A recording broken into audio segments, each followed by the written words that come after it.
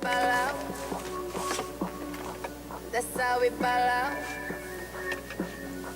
That's how we ball out.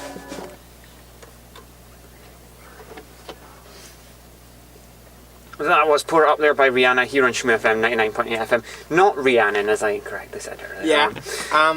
Right. Noah. Yeah, Noah. I think before we start the review, it would be just an idea to give the listeners an idea of this film's post-production history.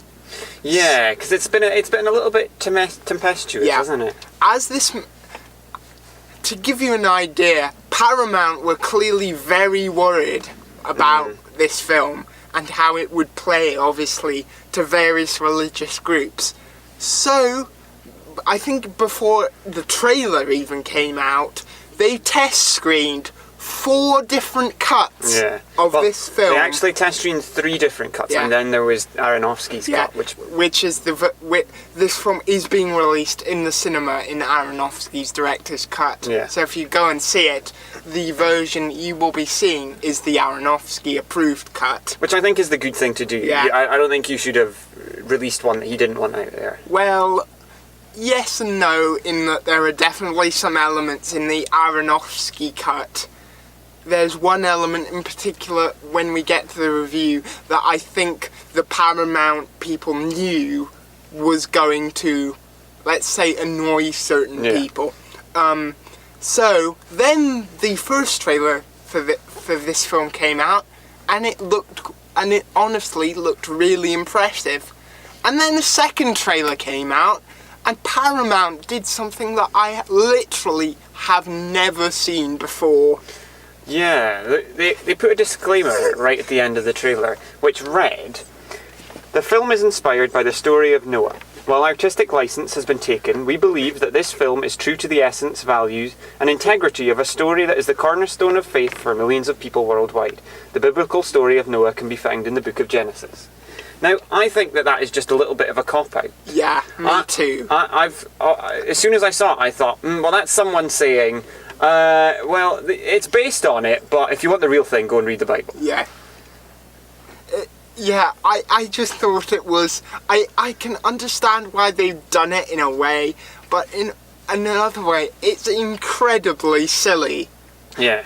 I mean, already, I was reading today that the film has been banned in Egypt, it's been banned in Saudi Arabia and several other Arab countries as well. So this was a film that was never going to make it everywhere. There's always going to be someone who's got an issue with this film. And I think that this was just a really big cop-out. I think you can tell that it had the effect Paramount was worried that it might have in America, in that the initial reviews came out, they were quite good, and then the hardcore Christians saw it, and essentially the IMDb rating went shooting down like that. It started at like 8.5 and has now gone to 6.7 within like 2 or 3 days of the film's US release. And for all the hardcore Christians rating it 1 out of 10, I will say this. I think the film is flawed, but it does have lots of good stuff in it. And if you really want to see a 1 out of 10, $125 million film, come round to my house and I will show you The Last Airbender. Yeah. I don't think this film is never going to be as bad as that, because this film, it's based on the solid groundings of Russell Crowe as a really good actor. Yeah, even though he is the most unlikable, one of the most unlikable actors working today in terms of his kind of media personality, particularly was it that Robin Hood interview with I think it was, I'm not sure exactly who it was, but he kind of stormed out. Yeah. But I think he's got better in the recent years. Yeah, in terms of his performance, though, he is the exact kind of authority figure you want for a character like Noah, and he's really good. And I thought, in general, one of the major benefits of the film was that it was really well cast. Interestingly enough, though, He wasn't Aronofsky's first choice. Really? Who was? Really? Well, Michael Fassbender had been approached for it, and then there was someone else who I can't quite remember it off the top of my head, but he definitely wasn't Aronofsky's first. The thing about Russell Crowe's performance now is it's to do with how the fact he was so good as Noah that you can't imagine anyone else playing it. Even if Michael Fassbender, who is a very good actor, don't get me wrong, but I do think Russell Crowe was a really, really good choice for this part. And in general, I think the other major benefit of the film was, particularly in the first act, it kind of has those kind of wide it looks beautiful. It has all the way through. I think this film is visually astounding. Yeah, it has this kind of wide landscape shots you'd expect from like kind of biblical epic, and it looks absolutely amazing. And I was thinking, this film, there is an IMAX print of this film going around, and I think this is one of the films that isn't a major blockbuster that would truly benefit from being seen on the largest screen you can find. It reminded me, honestly, and I know they're thematically totally different films, but it reminded me a little bit of Walter Mitty in terms of its kind of visuality, in terms of its visual style and the composition of the various shots. Yeah. And I think in general the film does have like one or two sequences in it that are really, really stunning. Yeah. Particularly the sequence in which Ray Winston's soldiers try to kind of storm the Ark. I think the entire flood scene is a very cool scene. That's one of the best sequences of the year, just in terms of the kind of scale of it. But I do think the film is very flawed in some aspects. Yeah, I went into this film expecting something that I wasn't sure if I was going to like it when I went in, and when I came out, I just couldn't make my mind up. Yeah, I kind of had the same response. There's a lot to admire in it, but it's very hard to it's an easy film to admire, but a very hard film to like and take to heart, kind of, and recommend to anyone who isn't already interested. I think this is the kind of film that each individual person has to see themselves. It's to make up their own mind. Yeah, it is a very hard film to recommend to people because it is a very subjective kind of instance. I think one of the subjective elements that didn't work in the slightest, and I think the major reason why it's annoyed the hardcore Christian element, in Aronofsky's version of this story, the Ark was partially built by CG rock people that look like a cross between Ents and the stone giants from The Hobbit. Yeah. And for me, this kind of element did not work in the slightest. You see, I saw them and I thought, well, this is not entirely biblical, I'm guessing.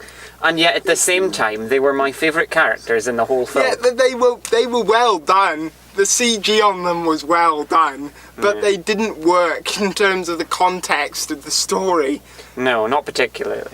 And I think in general, I don't know what you thought, but the shots of the panning shots of all the animals, when you can see the animals' kind of faces and what each individual animal is, I'm not sure to what extent they used actual animals and to what extent they used CG. 100% CG. Really? 100% CG. And most of the animals aren't actually real animals. They're animals which have been taken and tweaked slightly to look different. Yeah, I kind of thought the shots of the kind of CG animals, when it's kind of panning across, looked fine. But you get, like, there's a sequence in it with, like, there are two particular sequences that stood out in terms of having some very dodgy looking CG. And those two sequences, where there's a sequence in it where there's kind of a semi-bird attack where all these birds are kind of fluttering, are kind of attacking, and it looks kind of, you can't distinguish that it's actually meant to be like birds. It's just this kind of entity in the sky kind of flapping. Yeah. And there's one particular sequence in which it's this sequence where they reveal the kind of extent to which the animals are kind of coming towards the ark, and the camera starts at kind of ground level and pans up towards the sky, and you can see when it gets to its final position that they really haven't bothered with some of the CG animals at the back of at the like very edge of the frame. Yeah. It's really, really weird. I think the thing that made this film the best for me, other than the visuals, was the one-to-one interactions between characters. I thought like I said, it was decently engaging, despite the fact we all know the Noah's Ark story. Yeah, we mentioned earlier that we both thought the casting was brilliantly done in this. The only role which I thought was maybe a little bit off, and I genuinely never thought that I'd be saying this. Emma Watson. Emma Watson. This is the first film I've ever watched her in, and I thought, maybe you're not such as good an actress as I thought. I thought she was fine in the first two acts, but her kind of overacting in the third act was kind of... It got on my nerves very, very quickly. I think it was a shame that she was having to cry the whole way through. That was her main role, was crying. And that's in no way disrespectful. But I don't think that was... it wasn't something that she has excelled at, let's say. She did look like she was pretending to cry. And it was a little bit over the top. But that was the only kind of casting issue that I had, really. Yeah, the casting in general is good. Ray Winston does a good job, but he's a very entertaining screen presence anyway. Yeah. And I thought, kind of, just in general, the flood is over by the end of the second act, and I thought most of the third act with Emma Watson crying was, you can understand why it was there, but it just...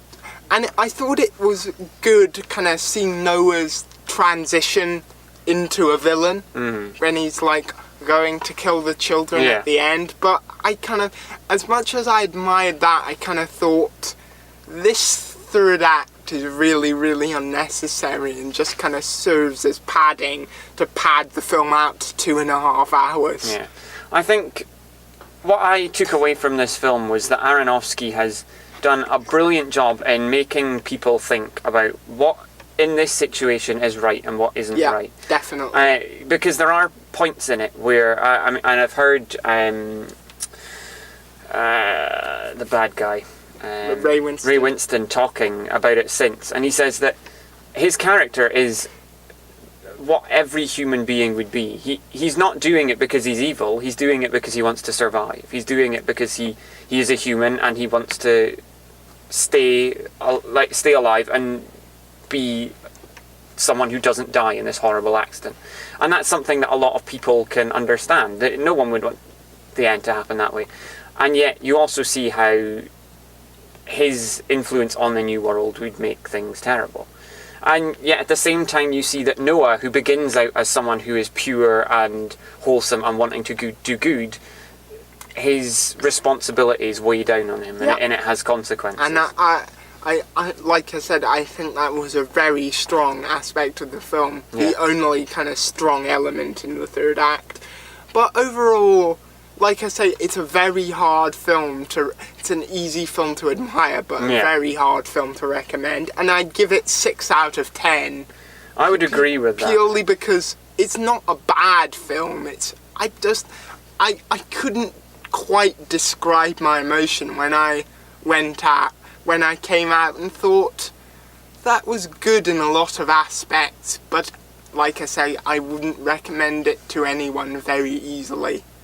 I think the one thing that I came out of this film looking at was the clear obviousness that Aronofsky is most definitely not creationist. Yeah. There is a very strong evolution stance throughout the entire film, especially in one sequence where Noah tells the 7-day story, and there's very clear evolutionary tracts running the whole way through it in the visuals. And that was the one thing that really came out for me, was that despite the fact that this is based on Noah, there's also Aronofsky has taken his own view of things and put them in there. So that was Noah. That was Noah. Yeah, I think it's a film that if you were interested in it, you should go and see it, because it is. Like we say, there's subjective. a lot to recommend in it. Yeah, and it is a very subjective experience. Myself, I liked it in parts and didn't like it in parts. I had pretty much exactly the same reaction. Yeah. Coming after the next song, we will be continuing on with the show in some way, shape or form. But here is Animals by Martin Garrix. What did you...